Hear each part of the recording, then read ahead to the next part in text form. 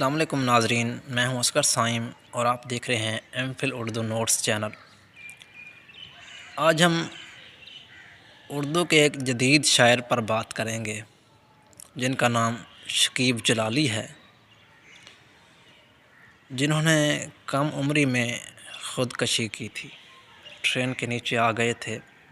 ان کی غزل کے کیا کیا موضوعات ہیں، کس وجہ سے انہوں نے ٹرین کے آگے آ کے خودکشی کی، کیا عناصر تھے جنہوں نے ٹرین کے آگے آ کر خودکشی کرنے پر مجبور کیا، تو یہ بھی آپ کو بتائیں گے اور ان کا نمونہ کلام بھی آپ کے سامنے پیش کریں گے۔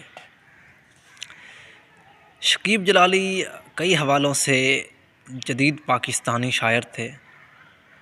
انہوں نے اپنی غزل میں جدید ماحول، جدید اقدار اور جدید رویے کو پیش کیا۔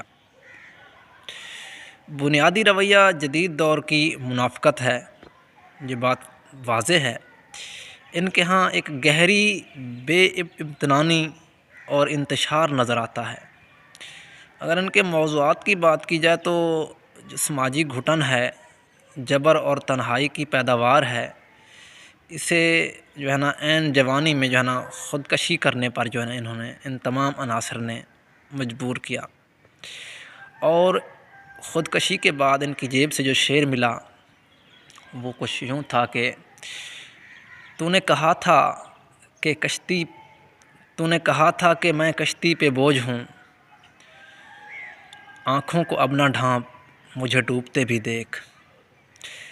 اب شکیب جلالی نے ٹرین کے آگے آ کے خودکشی کیوں کی، اس کے پیچھے بھی ایک بات ہے، کیونکہ جب شکیب جلالی بہت چھوٹے تھے تو ان کی ماں نے ان کے آنکھوں کے سامنے ٹرین کے آگے آ کر خودکشی کی تھی، اور یہ تمام کا تمام منظر ان کی آنکھوں میں رہا اور انہوں نے تمام منظر اپنی آنکھوں سے دیکھا۔ اب بچے کے ذہن میں چھوٹے جو بچپن میں جو بات ذہن میں بیٹھ جائے وہ کبھی ختم نہیں ہوتی۔ وہ کوئی صدمہ ہو، وہ کوئی خوشی کی بات ہو یا کوئی بھی حادثہ ہو تو وہ اس کے ذہن میں نقش ہو جاتا ہے۔ اب شکیب جلالی نے جب بڑے ہوئے تو اس سارے منظر جو تھا وہ ان کی آنکھوں کے گردش کرتا تھا، گھومتا رہتا تھا، کیونکہ اس نے پیچھا نہ چھوڑا اس منظر نے تمام عمر ان کا، جتنا عرصہ بھی یہ زندہ رہے، اور اپنی ماں کے نقش قدم پر چل کر انہوں نے خودکشی کی تھی۔ اور ان کا ایک اور شعر ہے کہ آ کے پتھر تو میرے صحن میں دو چار گرے، آ کے پتھر تو میرے صحن میں دو چار گرے، جتنے اس پیڑ کے پھل تھے پس دیوار گرے۔ کیا کمال شاعری ہے، کیا کمال ان کا انداز ہے۔ مگر یہ ایک ایسے شاعر ہیں، اگر آپ ان کی حالات زندگی کو پڑھ لیں، تنہائی میں پڑھ رہے ہیں تو آپ کو بھی یہ لگتا ہے کہ خودکشی ایک اچھا عمل ہے۔ ویسے تو اچھا نہیں ہے، مگر اس کا جو لطف ہے وہ عجیب سا ہے، عجیب سا اس کا احساس ہے۔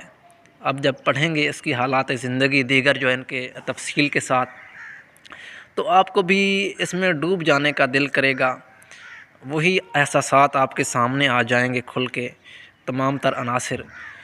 تو شکیب جلالی نے جس پہلو کو اپنی زندگی میں دیکھا اسی کو لے کر وہ چلے، ساری عمر اسی کی یاد میں انہوں نے، یا اسی حادثے کو لے کر اپنے ذہن میں وہ چلے، اور آخر کار وہی منظر، وہی حادثہ، وہی چیز ان کے سامنے آئی اور وہ خودکشی کرنے پر مجبور ہوئے۔ اب ٹرین کے آگے آ کر خودکشی کرنا دیگر جو شعراء ہیں ان کے ہاں سنیں، یا بہت سے شعراء اور نے بھی ٹرین کے آگے آ کر خودکشی کی، وہ تو کہتے ہیں کہ ٹرین کے آگے آ کر خودکشی کرنا زیادہ تڑپنے کے وہ عناصر میں نہیں ہے۔ جیسے آپ کو پھانسی لگا دی جاتی ہے، خود کو لٹکا دیتے ہیں تو وہ زیادہ آپ کو تڑپ ہوتی ہے۔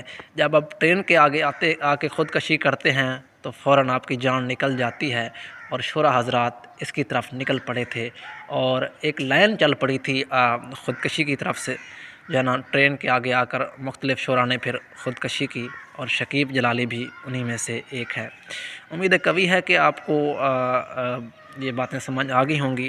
اگر مزید شکیب جلالی کے حوالے سے آپ کو کوئی سوال ہے تو ضرور کیجیے گا۔ تب تک کے لیے اللہ حافظ۔